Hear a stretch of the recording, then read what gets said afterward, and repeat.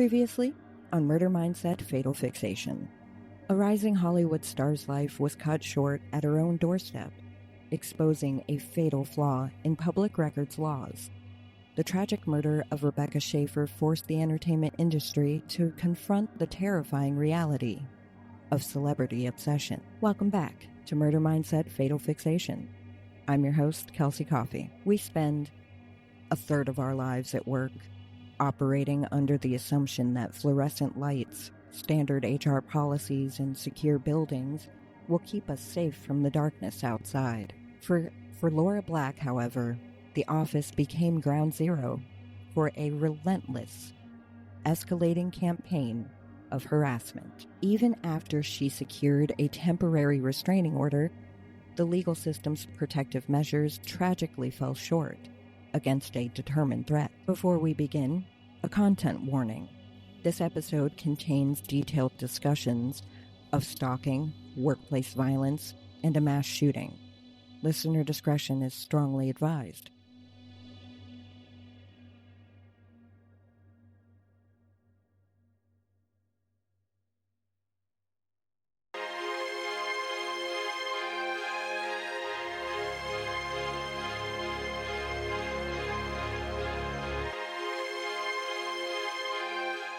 It is the morning of February 16th, 1988, in Sunnyvale, California.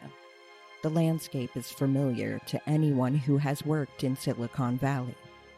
Low-slung office buildings, wide streets, parking lots, filling gradually as employees arrive for work. Inside ESL Incorporated, a defense electronics company, engineers, technicians, administrators, and support staff move through the early routines of the day. Some are settling into offices, some are beginning meetings, and some are only minutes into what they expect will be an ordinary Wednesday. ESL is not a casual workplace. It works on sensitive technology, including electronic systems connected to national defense. Employees wear identification badges. The company has security procedures. Its buildings are part of an ecosystem built on technical expertise, classified projects, and the assumption that controlled access can keep danger outside. But that morning, danger does not arrive as an unknown intruder. It comes from someone who once worked there. Richard Farley is 39 years old. He is a former ESL employee. Fired 2 years earlier, he is also a man who has spent nearly 4 years pursuing a woman who has respectfully and repeatedly rejected him. Her name is Laura Black. She's an electrical engineer. She has changed residences. She has documented unwanted contact. She has reported him to her employer. She has sought protection through the courts. A temporary restraining order has been issued, and a hearing to determine whether it will become permanent is scheduled for the following day. Farley does not plan to attend that hearing. Instead, he arrives at ESL armed with multiple firearms and a large supply of ammunition. He is carrying more than enough weaponry to turn a workplace into a scene of prolonged terror. He enters the building where Laura Black works, where people who have nothing to do with his obsession are beginning their day, and where the difference between ordinary routine and catastrophe will be measured in seconds. The first shots break the illusion of safety. Employees hear the gunfire but cannot immediately understand where it is coming from or who is responsible. Some freeze, some run, some hide beneath desks, behind furniture, or inside offices. Others move toward exits, only to discover that the familiar hallways of their workplace have become places of exposure and uncertainty. In the confusion, people make choices that will stay with them for the rest of their lives. Whether to move, whether to stay silent, whether to help someone else, whether there is any safe direction left. This is not simply the story of a mass shooting. It is the story of a warning pattern that unfolded over years in plain view. Unwanted letters, unwanted calls, surveillance, pursuit, escalating intrusion, and finally, a legal boundary that a man who believed he was entitled to access could not tolerate. Before the country had widely adopted the language of stalking, Laura Black was living its reality. Before many institutions knew how to assess the danger of fixation, Richard Farley was demonstrating it. In the early 1980s, Silicon Valley is expanding quickly. Defense contractors, computer firms, and electronics companies draw highly educated workers to the Bay Area. ESL Incorporated is part of that world, a specialized company whose employees work in engineering, computing, technical support, advanced electronic systems. It is a workplace built around precision. Problems are expected to have solutions. Procedures are expected to reduce risk. Professional conduct is expected to keep personal conflicts separate from the work itself. Laura Black joins ESL as a young electrical engineer. She is building a career in a demanding technical environment, one in which women are still significantly underrepresented. Her work requires concentration, expertise, and the ability to operate in a professional culture that often expects employees to demonstrate self-reliance. There is no indication that she seeks public attention or welcomes personal entanglement from coworkers. She is there to work, to develop professionally, to live an ordinary life outside the office. Richard Farley is already employed at ESL.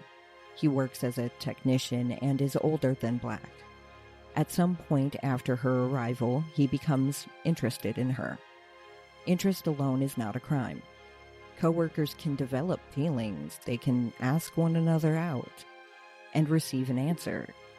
The defining feature of this case is what happens after Farley receives that answer. Laura Black makes clear she is not interested in a relationship with him. Her refusal is direct. It is not an invitation to negotiate. It is not ambiguous. It is a boundary. Farley does not accept it as a boundary. He begins writing to her. He calls her. He finds reasons to approach her at work. He appears at places she spends time at outside of the office. In isolation, individual acts can be minimized. A letter, a call, an appearance at an event. But stalking is not defined by a single act. It is defined by unwanted access, escalation, and the cumulative effect on the targeted person. The pattern matters because its purpose is often control, whether the offender consciously describes it that way or not. At the time, the vocabulary available to victims, employers, and police is limited. Harassment is a familiar term, but it often fails to capture the ongoing nature of what Black is experiencing.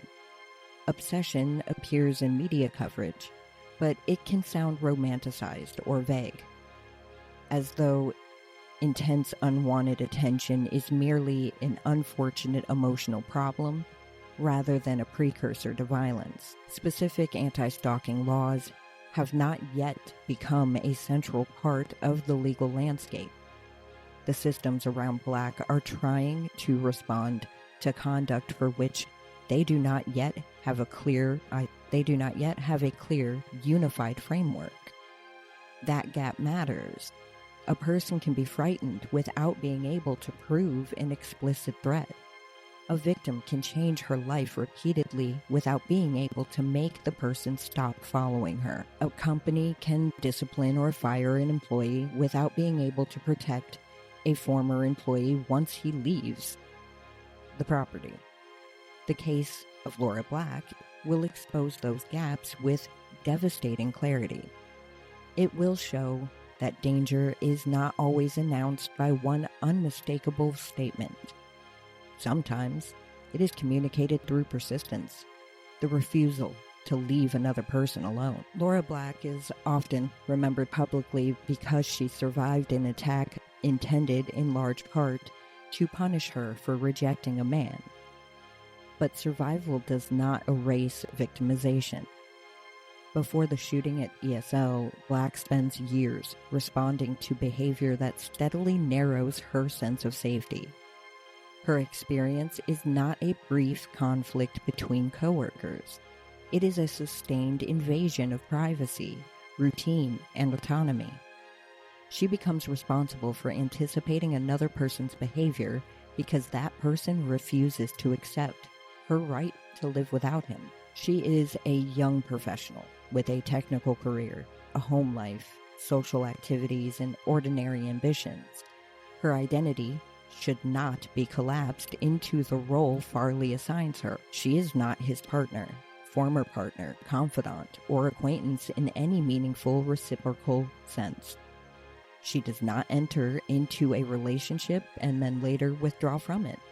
She simply declines his attention. That distinction matters because Farley's fixation is not rooted in a shared intimate history. It is rooted in a unilateral entitlement. Black's efforts to create distance are practical and deliberate. She moves residences more than once. She tries to establish physical separation from the person who has begun following her. But relocation does not work if the person pursuing you is willing to monitor your movements, trace your route from work, or search for ways to locate you. Moving is often described as an escape. In stalking cases, it can instead become another burden placed on the victim. New expenses, new logistics, new fear, and the knowledge that the next address may not remain private for long. She also changes how she lives in public. Activities that should be ordinary, going to the gym, participating in a company softball game, leaving work, driving home, become potential points of contact. A stalker's power often comes not from constant physical proximity, but from the uncertainty. The target does not need to see the stalker every day to feel the effects. The question becomes consistent. Will he be there? Will he know where I am? Will he follow me home? Will anyone believe that this is more than an inconvenience? Black reports the conduct. She preserves evidence. She turns to her employer. These are actions that later audiences can recognize as appropriate and responsible.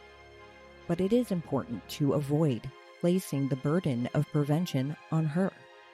She is not required to document perfectly in order to deserve safety. She is not required to move, to alter her schedule, to stop participating in activities, or to persuade every authority figure that she is afraid. The responsibility belongs to the person causing the fear, and to the institutions with the power to recognize escalating risk. Eventually, Black seeks a restraining order. That decision should be understood in context. A protective order can be an important legal tool, but requesting one means formally describing a frightening situation to a court. It may require the victim to provide addresses, routines, and details of contact. It can also provoke retaliation in some cases, particularly when the offender views any boundary as humiliation or betrayal. Black nevertheless takes that step. She asks the legal system to establish in writing what she has already made clear for years. Richard Farley must stay away from her. The first phase of Farley's behavior is marked by unwanted romantic pursuit. He sends letters and makes phone calls. He approaches Black at work. The behavior is unwelcome, but it is also easy for outsiders to misread if they examine each incident separately. That is one of the central problems in stalking cases. A letter can be dismissed as awkwardness. A phone call can be dismissed as persistence. An appearance at a shared workplace function can be dismissed as coincidence. The danger emerges when those actions form a pattern and continue after clear rejection. Farley's attention then moves beyond the workplace. He appears where Black spends time away from ESL. He shows up at company softball games. He joins the same gym. He parks near her residence. He follows her movements. These actions are not attempts at mutual connection. They are methods of forced proximity. They communicate that Black's refusal will not determine whether Farley has access to her. He's creating a world in which her preferences carry less weight than his desire to be near her. Black moves, hoping to regain privacy and distance. Farley finds her again. She moves again. Again, he finds her. The ability to locate someone after they have changed residences is one of the most destabilizing elements of stalking. It tells the victim that physical distance may not matter. It can leave a person feeling that every new beginning is temporary, every address is vulnerable, and every routine is visible. The stalker does not need to say, "I am watching you," when his presence makes that message unmistakable. At ESL, Black's concerns reach management. The company is aware that Farley's conduct is affecting her. Eventually, he is fired. On one level, that decision is significant. It demonstrates that the workplace recognizes the conduct as serious enough to warrant termination. But termination is not the same as containment. Farley no longer has a legitimate reason to enter the workplace, yet he still knows Black's routine. He still knows where she works. He still has the ability to follow, contact, and surveil her outside the limits of employment. The firing does not end the campaign. Farley continues his unwanted contact after leaving ESL. This is an important behavioral indicator. Some workplace conflicts end when the professional relationship ends. Farley's conduct does not. That fact makes clear that the workplace itself was never the true object of his fixation. ESL is a route to Laura Black, a place associated with her, and eventually a symbol of the authority that has rejected him. When he loses his job, he loses access and status. Rather than accepting those losses, he carries his resentment forward. By early 1988, Black's fear has reached the point where civil legal intervention becomes necessary. A temporary restraining order is granted. It directs Farley to remain away from Black and from key locations in her life, including her home and workplace. A hearing is scheduled for February 17th to determine whether the order should become permanent. The existence of the order represents a formal recognition that his conduct is no longer merely unwanted.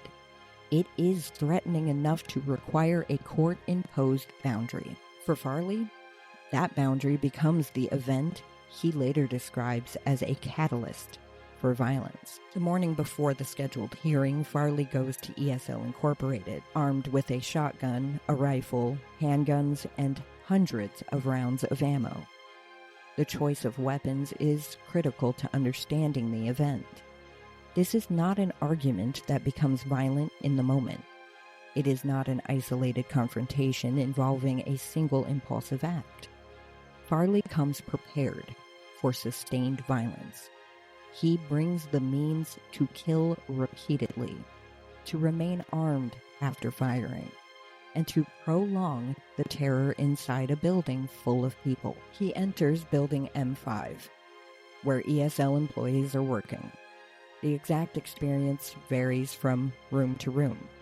Some employees hear the first gunshots and do not immediately understand what is happening. Others see a gunman moving through corridors. Some find shelter beneath desks and behind office furniture. Some attempt to leave. In a workplace designed for collaboration and movement, ordinary pathways become dangerous. Hallways offer no safety. Open office doors become vulnerabilities. The building's familiar layout is transformed into something unrecognizable. Farley's central fixation remains Laura Black. He has spent years trying to force access to her life, and the restraining order has made explicit that he will not be allowed near her. But the attack is not confined to Black. Coworkers who have no role in the years of harassment are caught in the violence. The shooting illustrates a brutal reality about targeted workplace attacks. The offender may have a specific grievance or target, but the harm expands outward to everyone in proximity. The perpetrator's private narrative becomes a public catastrophe. 7 people are killed. Their names belong at the center of any account of this case. Joseph Silva, Wayne Williams, Glenda Ortiz, Ronald Reed, Helen Lampierre, Lawrence Kane, and Robert Scheidler. They are not collateral details in the story of Richard Farley and Laura Black. They are colleagues, family members, professionals, and individuals whose lives are ended because one man chooses to use a workplace as the setting for retaliation. Their families are left to absorb a loss that no legal process can reverse. Laura Black is shot and survives. Her survival does not mean she escapes unharmed. She is physically injured, but the larger injury is also psychological and existential. The man she has spent years trying to avoid has attacked the place where she works and killed people around her. The central fear of stalking, that the person will not respect any boundary and may escalate beyond all reason, has been realized in the most extreme possible way. She survives the attack, but she must live afterward with its consequences. The shooting continues for hours before Farley ultimately surrenders. During that time, police establish a perimeter and attempt to communicate with him. The standoff becomes a public emergency. Outside the building, families wait for information. Inside, survivors remain trapped with uncertainty, fear, and the aftermath of violence. The long duration of the event intensifies its trauma. This is not a single burst of chaos followed by immediate rescue. It is an extended period in which the threat remains active and the outcome remains unknown. The immediate investigation begins with the building itself. ESL's offices are no longer simply a workplace. They are an active crime scene extending through corridors, offices, and shared spaces. Investigators document shell casings, weapons, damaged equipment, bullet trajectories, entry points, and the locations where victims and survivors are found. Every detail serves 2 purposes. First, it establishes the sequence of the shooting. Second, it shows the scope of preparation involved. The evidence makes clear that Farley did not arrive with a single weapon for a brief confrontation. He arrived equipped to sustain an attack. The weapons and ammunition are central to the prosecution's future case. They demonstrate planning, capacity, and intent. A person who brings several firearms and hundreds of rounds to a former workplace has made decisions well before entering the building. The state will not need to argue that Farley suddenly lost control after an unexpected encounter. His conduct before the first shot, the gathering of weapons, the travel to ESL, the entry into the building, and the continuation of the assault establishes a chain of deliberate action. It is the difference between an explosive moment and a planned act of retaliation. Investigators also begin gathering the history that preceded the shooting. Laura Black's records become indispensable. She has preserved letters, reported unwanted contact, and sought a restraining order. Her documentation creates a timeline that law enforcement can compare against witness statements, workplace records, and court filings. It reveals a long progression: Farley's interest, Black's rejection, the repeated unwanted approaches, his surveillance-like behavior, the moves she makes to avoid him, his termination from ESL, and the legal action she takes when the conduct does not stop. Former coworkers help investigators understand how visible the problem had become. Some know that Black was uncomfortable around Farley. Some are aware that management had intervened. Some remember his attention at company events or his behavior around the workplace. These accounts matter because stalking often occurs in a strange space between private terror and public visibility. The target experiences the pattern as consistent and invasive. Bystanders may only see fragments. An investigator's task is to bring those fragments together and recognize that they are not separate incidents. They are one continuing course of conduct. The temporary restraining order becomes especially significant. It is not merely evidence that Black was afraid.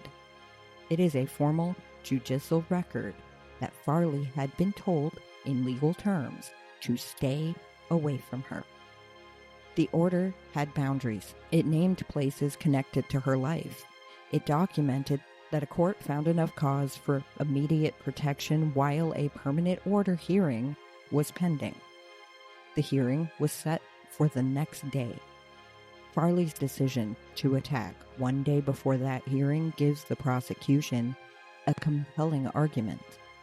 He responds to the prospect of legal accountability not by complying, but by escalating.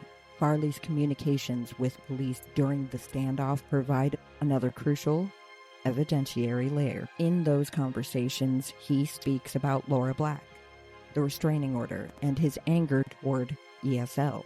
His words do not erase the need for a full investigation, but they help explain motive.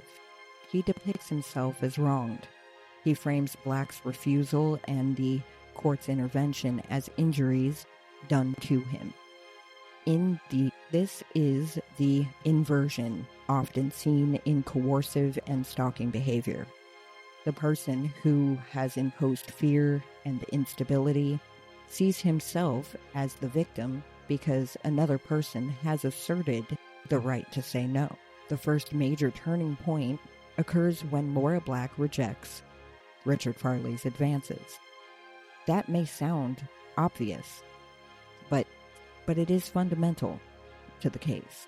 A healthy response to rejection involves disappointment, distance, and respect for the other person's decision. Farley's response is the opposite. He treats rejection as a problem to be solved through persistence. This shift from interest to entitlement sets the entire pattern in motion. Black's autonomy becomes, in his mind, an obstacle to his desires rather than a fact he must accept. The second turning point comes when Farley's behavior crosses beyond the workplace. Once he begins appearing at Black's home, gym, and recreational activities, he is no longer simply behaving inappropriately around a colleague. He is extending the workplace conflict into the whole of her life. The significance is not only the individual locations, it is the message conveyed by his presence that no space is reliably separate from him. A gym is supposed to be a place for exercise. A home is supposed to be a place of refuge. A softball game is supposed to be leisure. Farley turns each into a possible site of surveillance. A third turning point is ESL's decision to fire him. The termination is understandable and necessary. A company cannot retain an employee who repeatedly harasses a coworker. Yet, the decision also exposes a limitation in workplace intervention.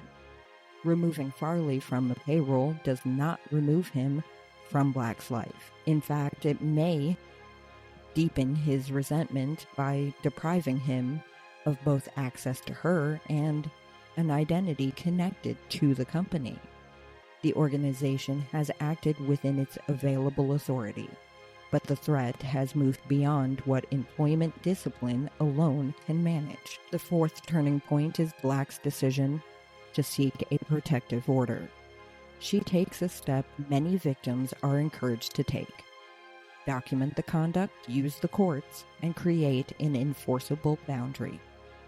The order is a meaningful acknowledgement that Farley's behavior has become serious enough to require legal restraint. But it also represents confrontation with his sense of control. He is forced to face the reality that Black does not want contact, and that a court will formally enforce that decision. For someone whose behavior is driven by entitlement, that legal boundary can be experienced as a profound narcissistic injury. The timing of the attack is the next and most devastating turning point. The hearing on the permanent restraining order is scheduled for February 17th. Farley attacks on February 16th. That timing matters because it places the shooting in the shadow of accountability. He is not simply acting on a long-standing grievance. He is acting as the legal system is about to make its intervention more durable. The attack becomes a violent rejection of the boundary that Black has sought, and the court has begun to provide. The final turning point comes after the shooting, when the public begins to understand the case not only as a workplace massacre, but as a stalking case. The labels matter. If the event is understood only as an act of inexplicable madness, the warning signs disappear from view. If it is understood as the culmination of a 4-year pattern of pursuit, surveillance, retaliation, and coercion, then the case becomes a lesson in prevention. The question changes from, why did he suddenly do this? To what could have interrupted the escalation sooner? Richard Farley surrenders at the end of the standoff and is taken into custody. The criminal charges that follow reflect the magnitude of the attack. 7 counts of first-degree murder, multiple counts related to the attempted murders of survivors, and additional allegations connected to his entry into ESL and the destruction caused there. From the beginning, this is a capital case. The number of victims, the planning involved, and the nature of the attack make it likely that prosecutors will seek the death penalty. The prosecution's challenge is not identifying the shooter. Farley's responsibility for the attack is supported by physical evidence, eyewitness testimony, the recovery of weapons, and his own statements. The challenge is presenting the whole case in a way that allows jurors to understand the killings as premeditated and purposeful, rather than as an incomprehensible eruption of rage. To do that, prosecutors must take the jury back through the years before the shooting. They must show that February 16th is the end point of a documented progression. Laura Black's testimony and records are therefore central. The court hears about the unwanted letters, calls, appearances, and monitoring of her movements. It hears that Black moved to escape Farley's attention and that he located her again. It hears about ESL's intervention and his eventual firing. It hears about the temporary restraining order and the hearing scheduled for the day after the shooting. The prosecution uses this evidence to establish motive. Farley cannot accept Black's rejection, and he cannot accept the legal system's effort to enforce it. The legal theory is straightforward but powerful. Farley's actions show deliberation. He brings multiple guns and extensive ammunition. He travels to a former workplace where he knows Black will be. He continues shooting after the first victims fall. He remains in the building for hours, speaks about the restraining order and his grievance during the standoff. Each fact reinforces the conclusion that he is acting with intent. The killings are not accidental, and they are not the product of a brief loss of awareness. The defense has limited room to contest the essential facts. In cases involving overwhelming evidence, defense strategy often focuses on mental state, mitigation, procedure, or punishment. Farley's behavior is certainly obsessive, controlling, and irrational in an everyday sense. But legal insanity has a far narrower meaning than public assumptions about irrationality. A person can act from distorted beliefs, resentment, and emotional instability while still understanding the nature of his conduct and knowing that it is wrong. The prosecution argues that Farley's planning is evidence of exactly that awareness. In 1991, the jury convicts Farley of first-degree murder for the deaths of the 7 ESL employees. He is also convicted of the attempted murders and related offenses arising from the attack. During the penalty phase, jurors must decide whether the circumstances warrant death. They hear the evidence of the shooting scale, the stalking history, the fear imposed on Laura Black, and the impact on the victims' families. The jury returns a death sentence. Farley is sent to California's death row, where he remains as the appellate process unfolds over many years. Any psychological analysis of Richard Farley must begin with a clear boundary. Explanation is not exoneration. Identifying patterns in his behavior does not reduce his responsibility for the people he killed, the people he wounded, and the years of fear he imposed on Laura Black. It does, however, help explain the warning signs.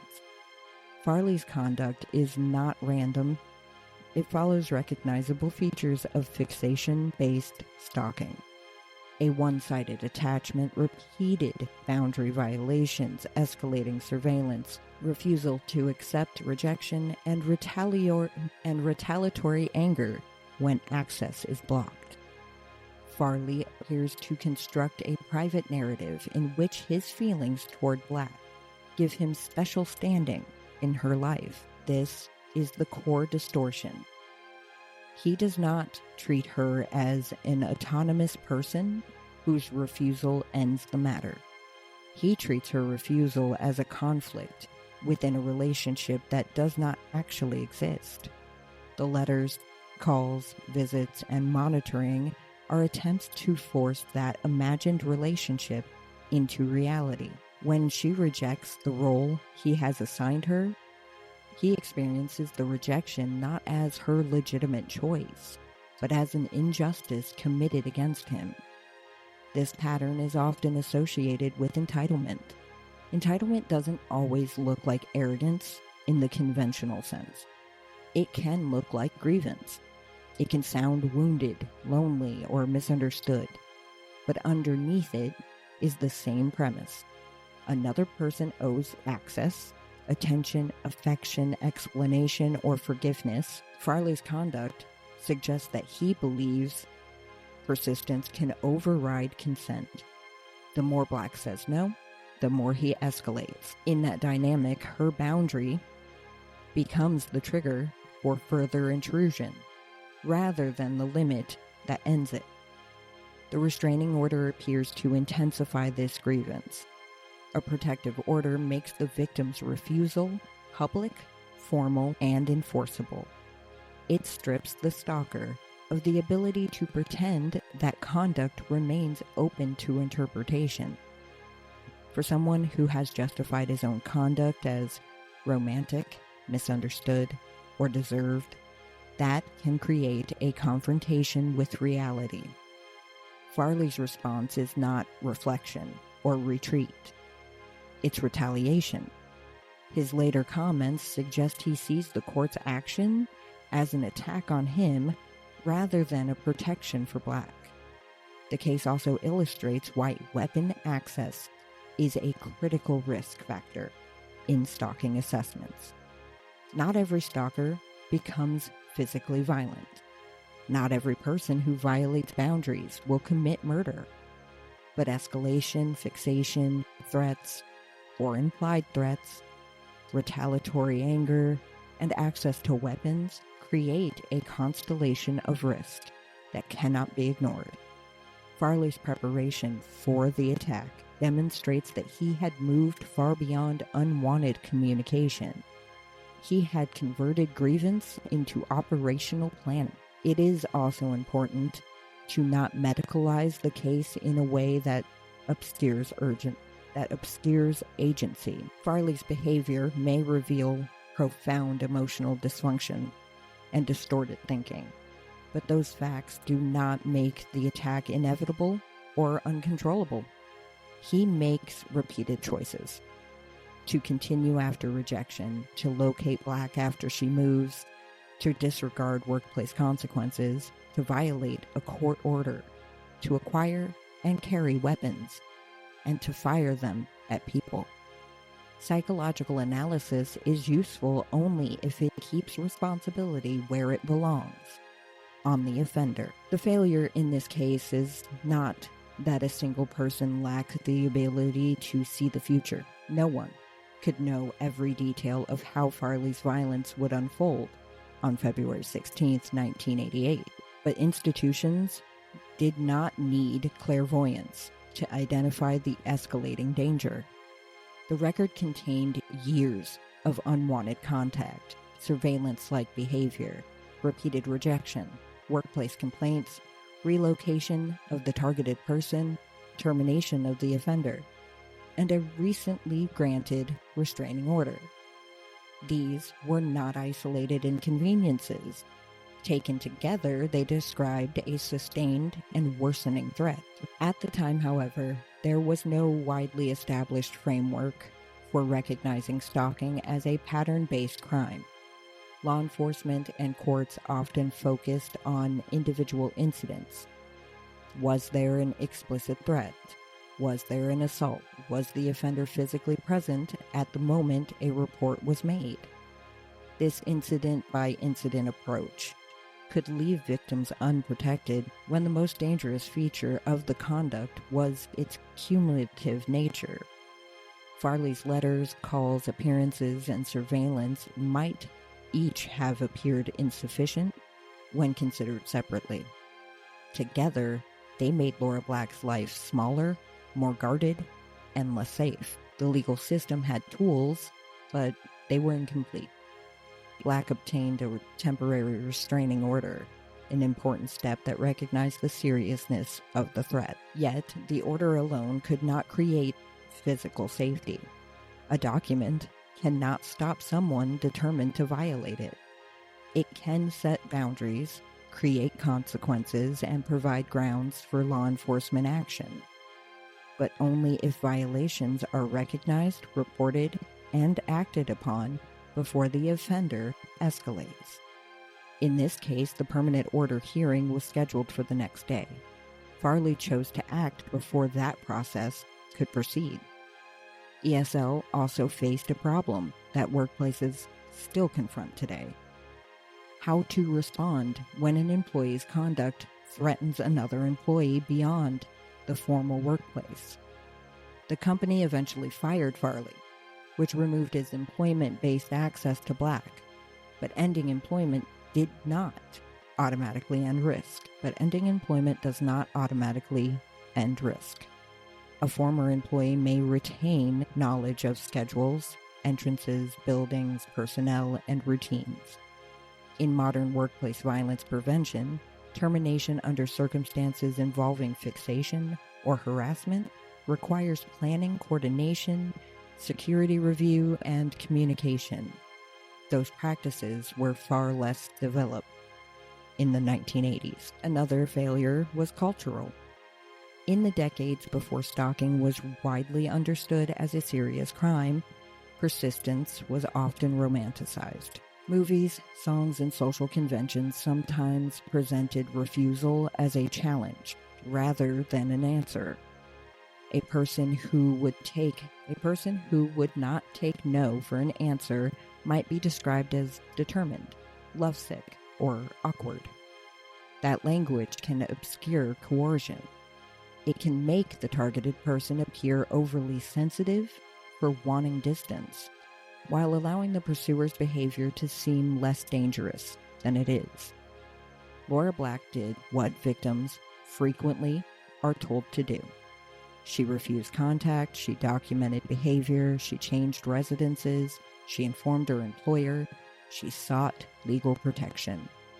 The lesson is not that she should have done more. The lesson is that individual safety planning cannot substitute for institutional action. When a person has to restructure her life because another person refuses to respect boundaries, the problem has already moved beyond private discomfort.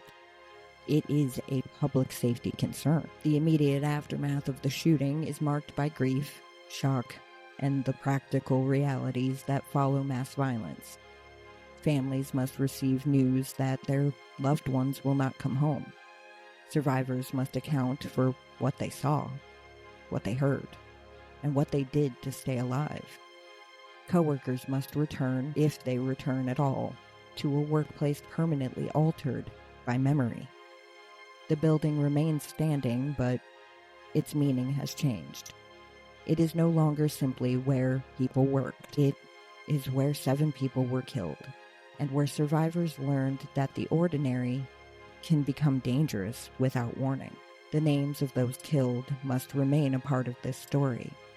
Joseph Silva, Wayne Williams, Glenda Ortiz, Ronald Reed, Helen Lampierre, Lawrence Kane, and Robert Scheidler, they are frequently described in the context of a shooting directed by Farley's obsession with Laura Black. But each victim had a life that existed independently of that obsession. Each had relationships, work, habits, plans, and a place in a community now forced to reckon with absence. A trauma-informed account does not make them background figures in the story of the man who killed them. Laura Black survives, and that fact places her in a difficult public position. Survivors are often expected to represent resilience in a way that can unintentionally erase the cost of what they endured. Black's survival is significant, but it does not mean the harm ended when Farley surrendered. She has to live through 4 years of stalking, a shooting at her workplace, physical injury, deaths of colleagues, criminal proceedings, and public scrutiny. Survival is not a neat ending. It is an ongoing process of living after an event that should have never happened. The Farley case helps spur a major legal shift. California enacts the first anti-stalking law in the United States, creating a framework that recognizes repeated, unwanted contact and credible threats as more than isolated harassment. The law acknowledges a fundamental truth that the earlier system struggled to capture. Fear can be created through a pattern. A stalker does not have to commit an assault before the criminal justice system takes the danger seriously. The law begins to recognize pursuit, surveillance, threats, and repeated intrusion as conduct that can justify intervention before lethal violence occurs. Other states follow California's example. Over time, stalking laws become a standard part of criminal codes across the country, and federal law develops additional tools for conduct that crosses state lines or uses interstate communication. These reforms do not eliminate stalking, and they do not guarantee that every report will be handled well, but they change the legal vocabulary available to victims, police, prosecutors, advocates, and judges. They make it possible to name a pattern that has previously fell through the cracks between harassment, trespass threats, and domestic violence statutes. The case also changes workplace safety thinking. Modern threat assessment practices emphasize that concerning behavior must be examined as a pattern, rather than a collection of disconnected incidents. Employers are encouraged to establish reporting systems, document concerns, coordinate with law enforcement when appropriate, assess access to weapons and escalation, and build safety plans around targeted employees. The purpose is not to predict violence with certainty. It is to act responsibly when the combination of fixation, grievance, boundary violations, and escalation creates a credible threat. Stalking is often misunderstood because it can begin with conduct that appears ordinary when removed from context.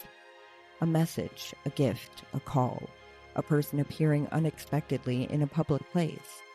But context is everything. Does the contact continue after rejection? Does it increase after requests to stop? Does the offender appear at home, work, school, or places of recreation?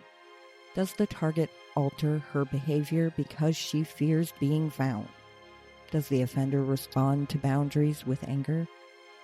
These questions reveal whether behavior is social awkwardness or a campaign of control. The story of Laura Black demonstrates that a victim does not have to wait for physical violence to be in danger.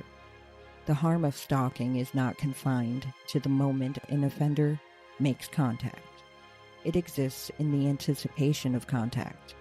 It is present when someone checks the parking lot before leaving work, changes a route home, avoids a gym, considers moving again, or worries that a private address has become known. It is the slow theft of normal life. The legal system now has better language for that harm, but recognition remains only as effective as the people and institutions responsible for responding. This case also challenges the tendency to search for a simple explanation in the offender's personality. It is tempting to describe Richard Farley as monstrous and stop there. But doing so can make the case feel distant, as though it belongs only to an extraordinary category of evil. The more difficult truth is that the warning behavior is recognizable. He did not begin with the shooting. He began with an inability to accept rejection. He continued with repeated boundary violations. He escalated when his access was restricted. The catastrophic final act grew from choices that had been visible for years. That does not mean every person who behaves intrusively will commit murder. It means that no one should dismiss escalating intrusion simply because violence has not yet occurred. Risk assessment is not fortune-telling. It is the disciplined evaluation of available facts. When fixation is persistent, when a target is changing her life to avoid someone, when a person reacts to boundaries with grievance, and when there is access to weapons or a history of escalation, the responsible response is not to wait for proof of imminent catastrophe. It is to recognize the pattern and intervene. For listeners who may recognize elements of this story in their own lives, the most important principle is that fear is information. You do not need to prove that someone's behavior is dramatic enough for your concern to count. Preserve messages and records when it is safe to do so. Tell trusted people, contact local law enforcement, a victim advocacy organization, a domestic violence program, or a stalking resource center for safety planning support. If there is an immediate threat, call emergency services. Seeking help is not overreacting. It is an effort to protect your autonomy and your safety. And for everyone else, the responsibility is to listen without minimizing. Avoid asking why the person did not simply move block the number, quit the job, obtain a restraining order. Laura Black moved. She documented, she reported, she sought an order. Her experience shows why the burden cannot rest solely on the person being pursued. The question must be, what are we doing to make the offender stop? Richard Farley's conviction establishes his responsibility in the eyes of the law. He planned the attack, he carried it out. He was convicted of murdering 7 people and attempting to murder others, including Laura Black. The sentence imposed by the court reflects the extraordinary severity of the crimes, yet criminal punishment, however necessary, is retrospective. It tells society what will happen after the harm is done. It cannot restore the lives that were lost or give survivors back the years they spent navigating fear. The 7 people killed at ESL deserve to be remembered as more than the victims of a workplace shooting. They were people who went to work on a Wednesday morning and encountered violence they had no reason to expect. Their deaths are part of the cost of Farley's choices, but they are not merely evidence in the case against him. Their families and colleagues were left with grief that extended beyond the trial, beyond the headlines, and beyond the legislative reforms that followed. Laura Black's experience remains one of the defining examples of why stalking must be understood as a serious public safety issue. Her refusal was clear. Her reports were real. Her fear was justified. The failure of the systems around her to stop Farley before he escalated was not an indication that the danger was invisible. It was an indication that the danger was not yet being understood with the urgency it required. The legacy of this case is therefore both legal and human. It helped create laws that gave future victims more avenues for protection.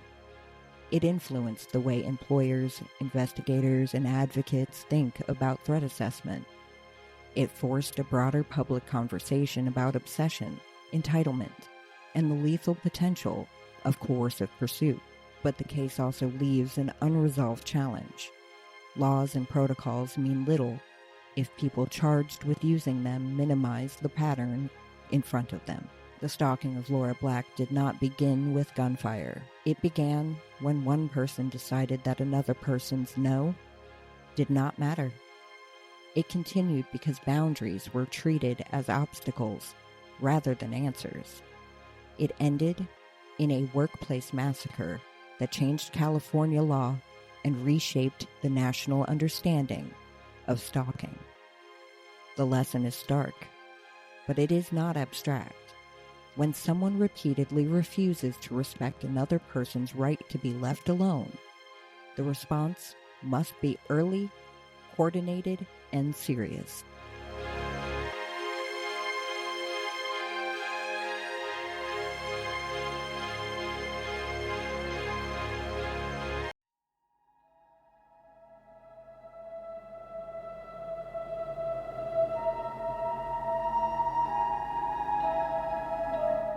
There is one thing that stands out in cases like this.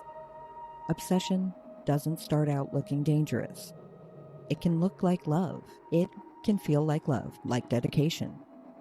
But when fixation takes over, when control matters more than respect, that's when it turns deadly. For Laura Black, the threat didn't come from a dark alley. It came from the desk next to hers. A coworker who seemed friendly at first quietly built a world where she was his alone. The workplace, a place of routine and normalcy, became a hunting ground, but her life was forever altered by the violence that erupted in a place she once considered safe. It proves that danger doesn't always look like a monster. Sometimes it looks like a colleague. Investigators can piece together what went wrong, but for the victims and their families, the loss is permanent.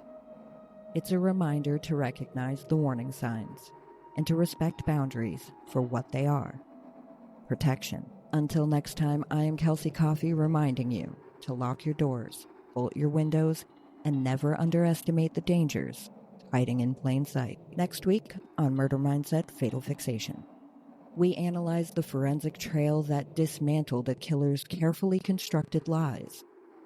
How did a digital camera become the most vital witness in a highly publicized trial?